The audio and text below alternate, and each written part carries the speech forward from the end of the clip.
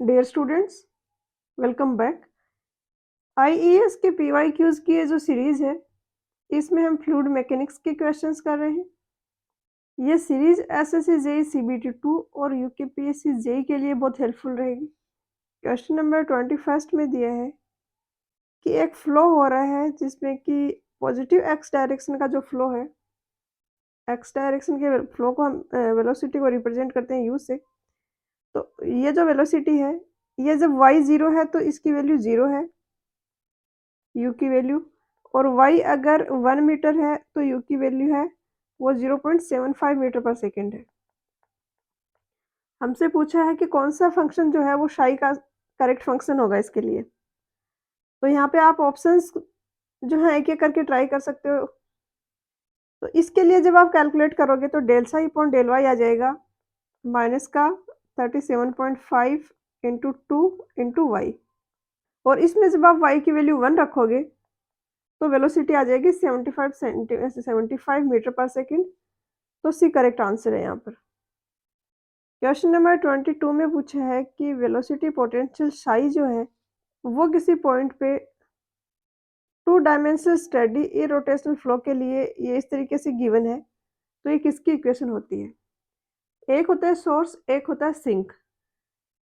Flow field में source किसको बोलते हैं? ऐसा कोई पॉइंट जिससे इस तरीके से रेडियल डायरेक्शन में फ्लो लाइंस हैं वो आउटवर्ड जा रही हैं, तो हम इसको बोल देते हैं सोर्स।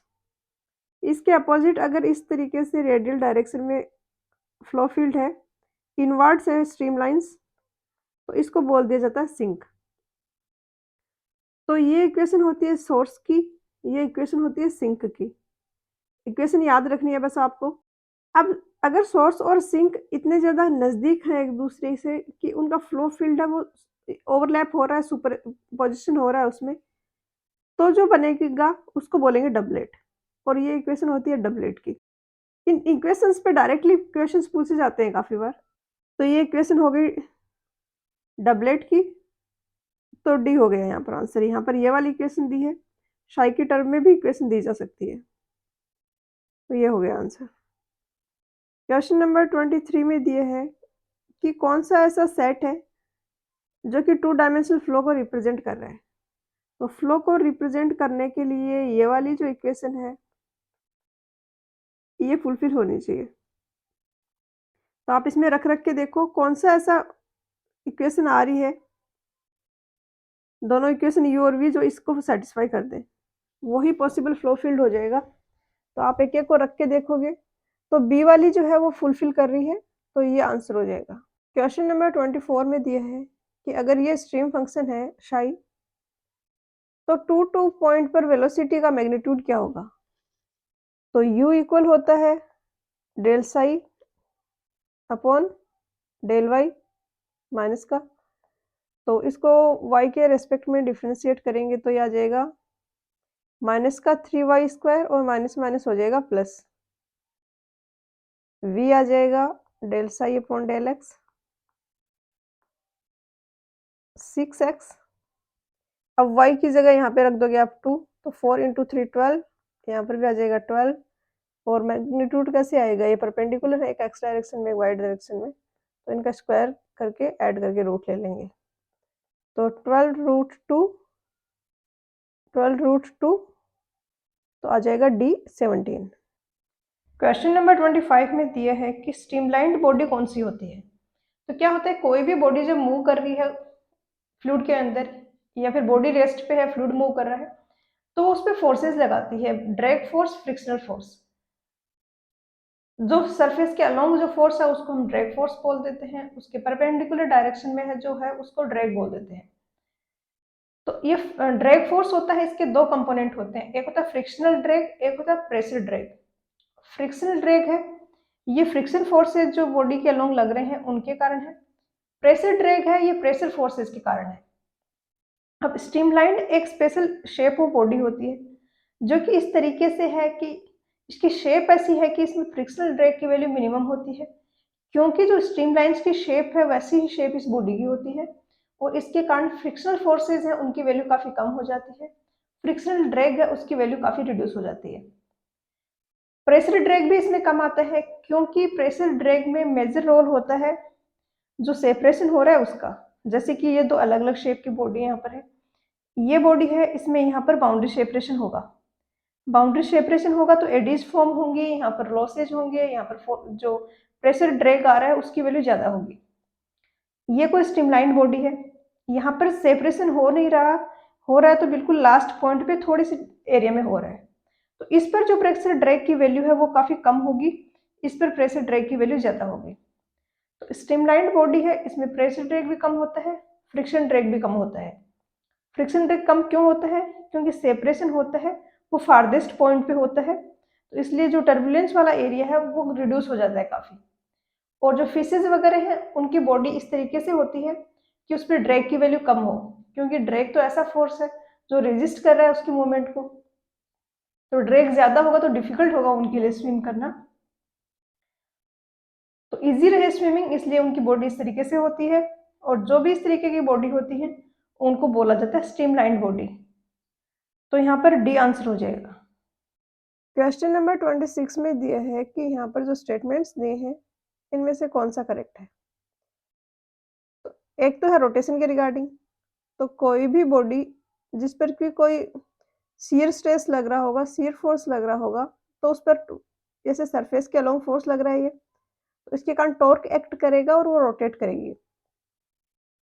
तो जब भी फ्लूइड में जो रोटेशन की बात होती है वो एसोसिएटेड होती है शियर स्ट्रेस और शियर फोर्स से। सेकंड हो गया करेक्ट।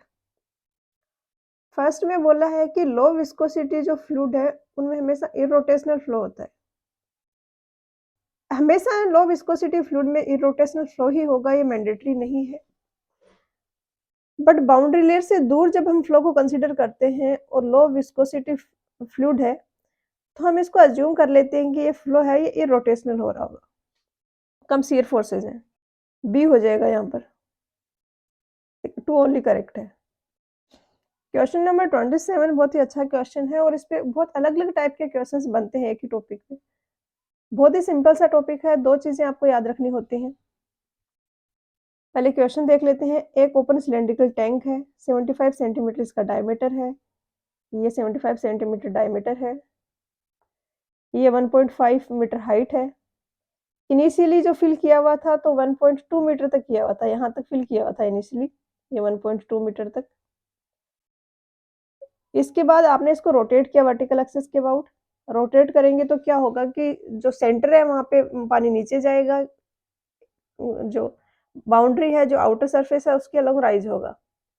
आपने किसी को देखा होगा इस तरीके से कोई रोटेट होते हुए, अगर नहीं देखी है आप एक एक्सपेरिमेंट कर सकते हो कि एक बकेट लेना, उसको आधा फिल करना पानी का, उसको वर्टिकल एक्सिस के अबाउट तो आप नहीं रोटेट कर पाओगे जैसे यहाँ पे हो रहा है एग्जैक्टली, बट अगर आप उसको अपने हाथ में लेके राउंड राउंड घूमते हो आप गोल गोल, तो उसमें भी वो कुछ वैसा ही शेप लेगी वो, ये जो वाटर है बकेट में, वो क्या होगा, ये इनिशियली वाटर लेवल था, अब सेंटर में तो नीचे जाएगा, किनारों पे पानी ऊपर जाएगा। पूछा है कि कितना हम मैक्सिमम एंगुलर वेलोसिटी रखें कि पानी है वो बाहर ना गिरे। तो हमने मान लिया कि ये वाई डिस्टेंस पे इसका सेंटर है और यहाँ पर तो पानी ऊपर तक जाएगा, जो स्पिल नहीं होने देना है, ये कंडीशन है हमारी।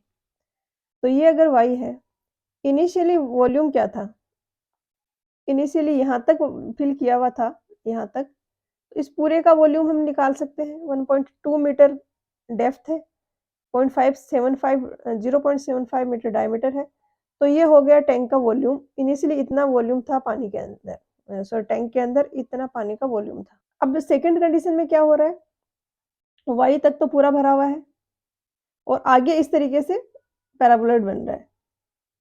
अब यहाँ पे एक पॉइंट ध्यान रखना है आपको कि ये कोई टैंक है, ये अगर ऊपर तक भरा हुआ है तो इसका वॉल्यूम अगर v है, सेम ही टैंक अगर इस तरीके से है कि वर्टिकल एक्सिस के रोटेट करने के कारण उसका यहाँ पर तो यहाँ तक पानी आ गया है और यहाँ पर बॉटम सेंटर जो है उसमें ये सरफेस जो है वो बॉटम को टच कर रही है, ये यहाँ पर अब वाटर है इसमें। तो इस टाइप का जो टैंक में अभी जो वॉल्यूम है, ये ऊपर जो वॉल्यूम था उसका हाफ होगा।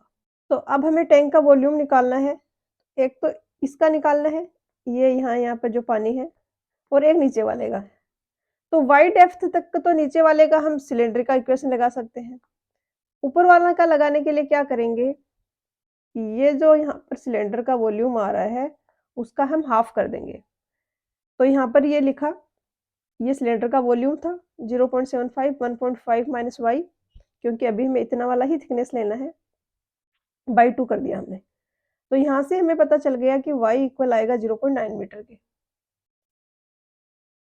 अब हमें एंगुलर वेलोसिटी पूछी है, तो 1.5 y, जैसे यहाँ पे मैं बना देती हूँ, ऐसे है ये। अब यहाँ पे 0 है जो वाटर की डेप्थ है, और यहाँ पे अगर h है, तो ये रिलेशन होता है, यहाँ पे h इक्वल होता है omega square r square upon 2g के, या ऐसे रख सकते हो आप याद, h इक्वल होगा v स्क्वायर अपॉन 2g के, वेलोसिटी हेड के, और v आपको पता है कि ओमेगा इंटू r होता है। तो इस फॉर्म में याद रखें, और v को ओमेगा r लिखोगे तो ये इक्वेशन आ जाएगी। h की वैल्यू कितनी है यहाँ पर, ये वाला तो था, आया था 0.9 मीटर हमने कैलकुलेट किया तो, और ऊपर वाला है 1.5 मीटर, तो h की वैल्यू आ गई 0.6, 1.5 minus 0.9 is equal to omega square r square upon 2g। तो यहाँ से ओमेगा आ गया 9.15 रेडियन पर सेकेंड, तो सी आ जाएगा आंसर। क्वेश्चन नंबर 28 है, इसमें दिया है कि ये y की u का फंक्शन है, और दिया है कि y कंपोनेंट है जो वेलोसिटी का v का, वो 0 है y इज इक्वल टू 0 पे। तो y कंपोनेंट को कौन सी इक्वेशन रिप्रेजेंट कर रही है, तो ये कंटिन्यूटी इक्वेशन को सेटिस्फाई करवाना है। Del u upon del x हमारे पास आ रहा है 6y, इसको x के रिस्पेक्ट में करेंगे डिफ्रेंशिएट, तो 6y आ जाएगा। तो del v upon del y आना चाहिए माइनस का 6y। अब इन सबको डिफ्रेंशिएट करके आप देख लो, इसको करोगे 6y प्लस एफ डेस वाई आएगा, क्योंकि एफ वाई भी y का फंक्शन है। इसी तरीके से इसको भी करोगे तो एफ डेस वाई आएगा। हमें क्या चाहिए, माइनस का 6y। तो जब आप इसको करोगे तो 6y आएगा, क्योंकि एफ एक्स है, अब y के रेस्पेक्ट में इसका डिफ्रेंशिएशन 0 हो रहा है। इसको करोगे तो माइनस का 6y आएगा। तो डी है वो सेटिस्फाई कर रहा है, तो ये आंसर हो जाएगा। क्वेश्चन नंबर 29 में पूछा है कि बर्नौलीज इक्वेशन है वो कहाँ पर अप्लीकेबल होती है। तो बर्नौलीज इक्वेशन को जब हम डिराइव करते हैं तो कुछ अजम्पशंस लेते हैं हम उसमें। हम एज्यूम करते हैं कि फ्लो है वो स्टेडी फ्लो है, फ्लूइड है वो आइडियल फ्लूइड है, फ्रिक्शन फोर्सेज वगैरह को नेग्लेक्ट करते हैं हम, और जो इक्वेशन है उसको अलोंग ए स्ट्रीम लाइन हम उसको इंटीग्रेट करते हैं। तो steady flow of ideal fluids along a stream tube के लिए एप्लीकेबल होगी इक्वेशन, और डी होगा यहाँ पर आंसर। क्वेश्चन नंबर 30 है, इसमें दिया है कि कौन सा स्टेटमेंट यहाँ पर करेक्ट है। फर्स्ट में दिया है कि स्ट्रीमलाइन के अक्रॉस कोई फ्लो नहीं होता, तो ये कोई स्ट्रीमलाइन है, इस पे कोई भी पॉइंट पे हम टेंजेंट बनाएंगे वो उसकी डायरेक्शन, जो वेलोसिटी की डायरेक्शन है उसको शो करेगी। तो वेलोसिटी अगर टेंजेंशियल डायरेक्शन में है तो ऑब्वियसली परपेंडिकुलर डायरेक्शन में तो इसका कोई कंपोनेंट नहीं आएगा, तो फिर परपेंडिकुलर डायरेक्शन में कोई फ्लो भी नहीं होगा। फर्स्ट करेक्ट हो गया। सेकंड में दिया है कि स्ट्रीमलाइन की स्पेसिंग है वो डायरेक्टली वेरी करती है वेलोसिटी के साथ में। तो ये कोई फंक्शन है साई 1, ये कोई ये स्ट्रीम फंक्शन है साई 1, ये है साई 2, और इनके बीच में कुछ डिस्चार्ज हो रहा है क्यू। अब ये डिस्चार्ज साई 1 और साई 2 की वैल्यू अगर कांस्टेंट है, मान लिया कुछ है यहाँ पर, तो इनके बीच में जो डिस्चार्ज हो रहा है वो कांस्टेंट होगा। यहाँ पर क्यू डिस्चार्ज है तो यहाँ पर भी क्यू डिस्चार्ज है। अब यहाँ पर क्यू डिस्चार्ज है और यहाँ पर गैप है वो बढ़ गया है, सॉरी गैप यहाँ पर कम हो गया है, तो वेलोसिटी इंक्रीज होगी। क्यू होता है एरिया इंटू वेलोसिटी। तो डिस्चार्ज तो सेम है हमें पता है, क्योंकि डिस्चार्ज इक्वल होता है साई 1 माइनस साई 2। तो इस साई के फंक्शन की जो वैल्यू है, इसकी जो वैल्यू है, इनका डिफरेंस जो होगा वो इनके बीच का डिस्चार्ज होगा। अब यहाँ क्यू है तो यहाँ भी क्यू होगा, बट एरिया और वेलोसिटी किस तरीके से वेरी करेगी, एरिया यहाँ पे कम हो गया इनके बीच का, तो क्यू सेम रखने के लिए वेलोसिटी इंक्रीज होगी। तो स्ट्रीमलाइंस पास पास आ रही है तो वेलोसिटी इंक्रीज हो रही है। इसमें दिया है कि प्रोपोर्शनल है, ये डायरेक्टली वेरी करता है इसके अकॉर्डिंग, तो यहाँ पर तो उल्टा हो रहा है, वेलोसिटी बढ़ रही है, स्ट्रीमलाइंस पास पास आ रही है, तो ये स्टेटमेंट हो गया गलत। थर्ड में दिया कि स्ट्रीमलाइंस है वो क्रॉस नहीं करती हैं, तो स्ट्रीमलाइंस क्रॉस नहीं कर सकती क्योंकि हर एक पॉइंट जो स्ट्रीमलाइन पे लोकेटेड है वो डायरेक्शन को रिप्रेजेंट कर रहा है, फ्लो की वेलोसिटी को डायरेक्शन को रिप्रेजेंट कर रहा है टेंजेंशियल डायरेक्शन में। तो जैसे स्ट्रीमलाइंस 2 कट कर रही हैं, अब इस पॉइंट पर तो फिर 2 वेलोसिटी पॉसिबल नहीं हो सकती, क्योंकि इस स्ट्रीमलाइन के अकॉर्डिंग देखें तो ये इसकी वेलोसिटी है, इस वाले के अकॉर्डिंग देखें तो ये वेलोसिटी है। तो ये पॉसिबल नहीं है कि एक ही पॉइंट पे 2 वेलोसिटी हो पार्टिकल की। फोर्थ में दिया है कि स्टेडी फ्लो है, उसमें स्ट्रीमलाइन पैटर्न है, वो चेंज नहीं होता है टाइम के साथ। स्टेडी फ्लो की डेफिनेशन ही ये है कि टाइम के साथ पैरामीटर है वो कांस्टेंट रहते हैं। तो फ्लो वगैरह डायरेक्शन, मैग्नीट्यूड सब कुछ कांस्टेंट रहेगा, तो जो स्ट्रीमलाइन है वो भी चेंज नहीं होगी। सी हो जाएगा आंसर, ओनली 2 है वो इनकरेक्ट है। क्वेश्चन नंबर 31 में दिया है कि ये इक्वेशन है वेलोसिटी की। एब्सोल्यूट वेलोसिटी क्या होगी, 2 2 1 वाले जो कोऑर्डिनेट है उस पे। तो अब ये इस तरीके से वेलोसिटी को अगर हम लिखते हैं, तो u यहाँ पर होता है 4x² जो i कैप के साथ आ रहा है, v आएगा -5x² y और w आएगा 1। अब इन वैल्यू रख दो, u पर आप ये कोऑर्डिनेट की वैल्यू रखोगे तो x 2 है, 4 × 4, 2 का स्क्वायर 4 हो जाएगा। यहाँ पर -5 × 2 का स्क्वायर × 2 40 और ये 1। अब मैग्नीट्यूड कैसे निकालेंगे, u का स्क्वायर प्लस v का स्क्वायर प्लस w का स्क्वायर का रूट। 90 डिग्री पे कंपोनेंट्स है तो इसी तरीके से निकालते हैं हम रिजल्टेंट। तो 16 का स्क्वायर, 40 का स्क्वायर, 1 का स्क्वायर, और इनको जब आप ऐड करोगे तो डी आ जाएगा आंसर। क्वेश्चन नंबर 32 है, ये वर्लफूल के रिगार्डिंग है। तो एक तो वर्लफूल क्या होता है कि एक स्पेशल काइंड ऑफ फ्लो हो रहा होता है, रिवर वगैरह में ऐसे रोटेशनल वाला फ्लो हो रहा होता है, काइंड ऑफ टोरेंटो जैसा। अब यहाँ पर दिया है कि एक आउटर एज जो है वर्लपूल का, एक पॉइंट है वहां पर, वो 60 सेंटीमीटर पे है, हॉरिजॉन्टल वेलोसिटी वहां पर 2.5 है। तो वेलोसिटी क्या होगी उस पॉइंट पर जहां पर वर्लपूल का डायमीटर है वो 15 सेंटीमीटर है। तो ध्यान रखना है कि वर्लपूल में जो भी फ्लो होता है वो फ्री वर्टेक्स फ्लो होता है, और फ्री वर्टेक्स फ्लो का जो कंडीशन है वो ये होती है कि mvr कांस्टेंट होता है, क्योंकि कोई एक्सटर्नल फोर्स हम नहीं लगा रहे हैं, तो जो एंगुलर मोमेंटम है वो कांस्टेंट है। तो यहाँ पे अब mvr कांस्टेंट है, तो v इंटू आर है वो कांस्टेंट रहेगा। तो फर्स्ट में v है 2.5, r है 60 divided by 2 is equal to, second की वेलोसिटी हमें निकालनी है, सॉरी, यहाँ पे v आएगा और r हो जाएगा 15/2। तो इससे v आ जाएगा आपके पास 10 मीटर पर सेकेंड, डी हो जाएगा आंसर। क्वेश्चन नंबर 33 में दिया है कि फ्लूइड फ्लो में लाइन ऑफ कांस्टेंट पीजियोमेट्रिक हेड है, वो कहाँ से पास होती है। तो ये बर्नौलीज इक्वेशन होती है, टोटल हेड है वो कांस्टेंट होता है, और इसमें P/W + Z को पीजियोमेट्रिक हेड बोला जाता है। अब क्वेश्चन में पूछा है कि कांस्टेंट पीजियोमेट्रिक हेड है, तो इसकी वैल्यू अगर कांस्टेंट है तो v²/2j की वैल्यू भी कांस्टेंट होगी। जैसे कि टोटल एनर्जी मान लिया 10 मीटर है, अब मैं बोल दूं कि पीजियोमेट्रिक हेड तो 6 मीटर है। ऐसे पॉइंट्स जिनकी पीजियोमेट्रिक हेड है 6 मीटर है, वहां पर वेलोसिटी हेड क्या होगा, टोटल एनर्जी तो हमेशा 10 मीटर होगी, तो वेलोसिटी हेड 4 मीटर ही होगा, और कोई वैल्यू पॉसिबल है ही नहीं। तो कांस्टेंट पीजियोमेट्रिक हेड जहां जहां पर है वहां पर वेलोसिटी हेड भी सेम होगा, सी हो जाएगा यहाँ पर। क्वेश्चन नंबर 34 है, यहाँ पर दिया है कि दो स्मॉल ओरिफिस हैं ए और बी, जिनके डायमीटर 1 सेमी 2 सेमी है। ये कोई टैंक है, इसमें एक तो लगा है h1 डेप्थ पे, यहाँ पे एक ओरिफिस लगा है, और दूसरा लगा है h2 डेप्थ पे, ये मान लिया h2 है, ये यहाँ पे कोई ओरिफिस लगा है। तो पूछा है कि अगर डिस्चार्ज सेम हो रहा है दोनों से, तो h1 और h2 का रेशियो क्या होगा। तो ओरिफिस का तो आपको याद ही रहता है, 2gh का रूट होता है वेलोसिटी की इक्वेशन। तो ए डिस्चार्ज क्या हो जाएगा, Q = CD into area into velocity.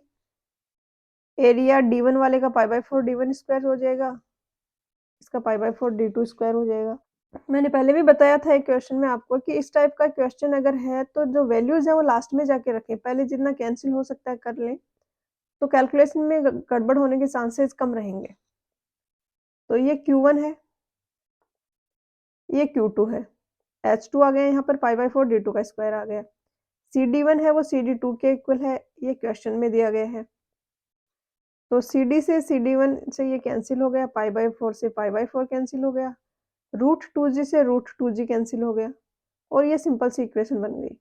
H1/H2 equal आ जाएगा d2/d1 rays to power 4, d2/d1 की वैल्यू 2 रखेंगे, 2 raise to power 4 is equal to 16:1, A हो जाएगा आंसर। क्वेश्चन नंबर 35 में दिया है कि कोफिशिएंट ऑफ वेलोसिटी क्या होगी एक ओरिफिस के लिए अगर एक्स वाई इनका यूजुअल नोटेशन है तो यूजुअल नोटेशन यहाँ पे क्या है कि ये कोई ओरिफिस है टैंक के साइड में, ये वाली डिस्टेंस है ये एच है, ये डिस्टेंस वाई है, ये एक्स है। वाई एक्स क्या है कि इस यहाँ से अगर ये फ्लो होगा तो ये इस तरीके से जाएगा प्रोजेक्टाइल मोशन में जाते जाते ये यहाँ पे पहुँचेगा, यहाँ पे पहुँचेगा तो एक्स डिस्टेंस इसने हॉरिजॉन्टली ट्रेवल करी, वाई डिस्टेंस वर्टिकली ट्रेवल करी। अब इसकी हॉरिजॉन्टल डायरेक्शन की एक्चुअल वेलोसिटी हो जाएगी x/t। थ्योरेटिकल वेलोसिटी होती है 2gh का रूट, 2gh का रूट इंटू cv करेंगे तो ये एक्चुअल वेलोसिटी इक्वल होगी x/t के। y डायरेक्शन में क्या हो रहा है, y डायरेक्शन में क्या हो रहा है कि यहाँ पर वेलोसिटी का तो कोई कंपोनेंट है नहीं क्योंकि फ्लो तो इस डायरेक्शन में हो रहा है, यहाँ पे जब एग्जिट कर रहा है वाटर तो, बट y डायरेक्शन में एक्सेलरेशन होता है, ग्रेविटेशनल एक्सेलरेशन। तो ये जो इक्वेशन होती है हाफ जी टी स्क्वायर, जो वेलोसिटी वाली इक्वेशंस आपने फिजिक्स में पढ़ी होगी 9th में 11th 12th में, तो इस इक्वेशन में u तो 0 है, s की जगह y आ जाएगा तो हम लिख सकते हैं y is equal to half g t square. t time है जो इसको यहाँ तक पहुँचने में लग रहा है, वो इक्वल होगा half g t square, y की हाफ जी टी स्क्वायर के इक्वल होगा। x/t को हम v लिख देते हैं, v यहाँ पे हॉरिजॉन्टल डायरेक्शन वाली वेलोसिटी है। अब इन दोनों इक्वेशन में से हम t को हटा देते हैं क्योंकि हमारी जो ऑप्शंस हैं उसमें t नहीं आ रहा कहीं पर भी। इस इक्वेशन से हम t की वैल्यू लिख सकते हैं 2y/g का रूट और इसको यहाँ पर रिप्लेस कर देंगे इस वाली इक्वेशन में। इस वाली इक्वेशन में x/v is equal to t आ जाएगा और t की जगह ये वैल्यू रख देंगे। अब दोनों साइड स्क्वायर करेंगे तो ये इक्वेशन आ गई हमारे पास। अब हमें पता है कि v है वो cv इंटू 2gh का रूट है, तो v की जगह हमने यह लिख दिया, ये cv का स्क्वायर आ जाएगा यहाँ पर is equal to 2y/g, g से g कैंसिल हो गया, cv आ जाएगा x/2y/h का रूट, तो a आ जाएगा यहाँ पर आंसर। तो कुछ नहीं है, प्रोजेक्टाइल मोशन वाली दो इक्वेशन लगानी है, दो इक्वेशन लिखोगे, t को एलिमिनेट करोगे, जो v यहाँ पे आ रहा है इसको रिप्लेस करोगे और आ जाएगा आंसर आपका। क्वेश्चन नंबर 36 है, ये है वेंचुरीमीटर के रिगार्डिंग। तो थोड़ा सा पहले हम वेंचुरीमीटर को रिवाइज कर लेते हैं, एक बार पढ़ा तो होगा आपने पहले। इस तरीके से होता है वेंचुरीमीटर, ये अपस्ट्रीम है, ये डाउनस्ट्रीम है। यहाँ पर हम इसको कम कर देते हैं क्रॉस सेक्शनल एरिया और उससे जो प्रेशर में डिफरेंस आएगा उससे हम बर्नौलीज इक्वेशन लगा के डिस्चार्ज निकालते हैं। तो इस सेक्शन को बोला जाता है थ्रोट सेक्शन। तो अब होता क्या है कि ये तो कांस्टेंट रहेगा टोटल हेड, हॉरिजॉन्टल वेंचुरीमीटर है तो जेड को भी हमने कांस्टेंट कर दिया, दो पैरामीटर बच रहे हैं। अब जो ही थ्रोट सेक्शन में हमने क्रॉस सेक्शनल एरिया रिड्यूस किया, यहाँ पर क्या होगा, वेलोसिटी बढ़ेगी क्योंकि डिस्चार्ज तो सेम रखना है। अब यहाँ जितना डिस्चार्ज आ गया वही आगे पास होगा, तो डिस्चार्ज सेम है तो अगर एरिया घट रहा है तो वेलोसिटी बढ़ेगी। तो 1 और 2 में कंपेयर करेंगे तो वेलोसिटी हेड किसका ज़्यादा होगा, v1² v2²। अब वेलोसिटी हेड ज़्यादा होगा 2 वाले सेक्शन पे क्योंकि यहाँ पे एरिया कम है, तो ये वेलोसिटी हेड इसका ज़्यादा होगा। टोटल हेड तो कांस्टेंट रहना है, तो इसका वेलोसिटी हेड कम हो गया तो ये जियोमेट्रिक हेड या प्रेशर हेड तो इसका ज़्यादा होगा। तो P/W है ये ग्रेटर होगा P2/W से। अब यहाँ पर ऑप्शंस देखते हैं। फर्स्ट में दिए हैं velocity of flow in the main pipe is greater and pressure is lesser than at the throat section. तो उल्टा बोल रहे हैं, प्रेशर थ्रोट सेक्शन पे कम रहेगा क्योंकि यहाँ पे वेलोसिटी हेड ज़्यादा है। मेन पाइप में प्रेशर ज़्यादा होगा, वेलोसिटी हेड कम होगा। तो फर्स्ट तो गलत हो गया। एक ये सबसे ज़्यादा ध्यान रखना है, करेक्ट इनकरेक्ट के साथ में कहीं नोट आ रहा है तो आप उसको स्पेशली ध्यान देना है। अगर ऑफलाइन एग्जाम है तो आप मार्क कर सकते हो ऐसे पॉइंट्स को जहाँ पर भी नोट आ रहा है। तो नोट करेक्ट पूछा है, फर्स्ट हो गया नोट करेक्ट, तो या तो ये होगा या ये होगा। सेकंड में दिया है कि velocity of flow in the main pipe is lower and the pressure is larger than at the throat section. ये बात बिल्कुल सही है। थर्ड में दिया है pressure difference between the main pipe and throat section is positive. मतलब pressure difference किसकी बात कर रहा है, P1 माइनस P2 है वो पॉजिटिव होगा। पॉजिटिव कब होगा, जब P1 की वैल्यू बड़ी होगी P2 से, और ये हमने यहाँ से निकाल लिया है कि P1 की वैल्यू बड़ी है। तो थर्ड वाला भी करेक्ट हो गया। फोर्थ में दिया है कि प्रेशर डिफरेंस है वो नेगेटिव है, तो ये भी गलत हो गया। तो ए हो जाएगा यहाँ पर आंसर।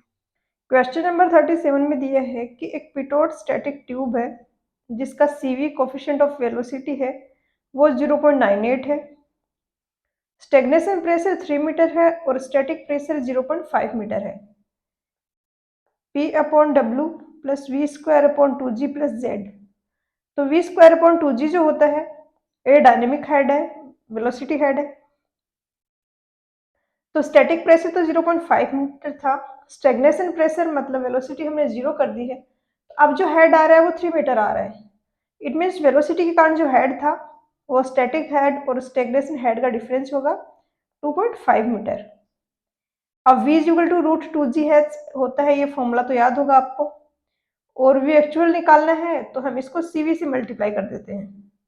तो यहाँ पर वैल्यूज रखनी है जस्ट, और आप सोल्व करोगे तो ये 6.86 आएगा। तो ऑप्शन बी है वो करेक्ट आंसर हो जाएगा। क्वेश्चन नंबर 38 में पूछा है कि एयर मास का अगर मूवमेंट हो रहा है टोरंटो के केस में तो उसको कैसे डिस्क्राइब करते हैं। तो ये क्वेश्चन काफ़ी फ्रीक्वेंटली रिपीट होता है।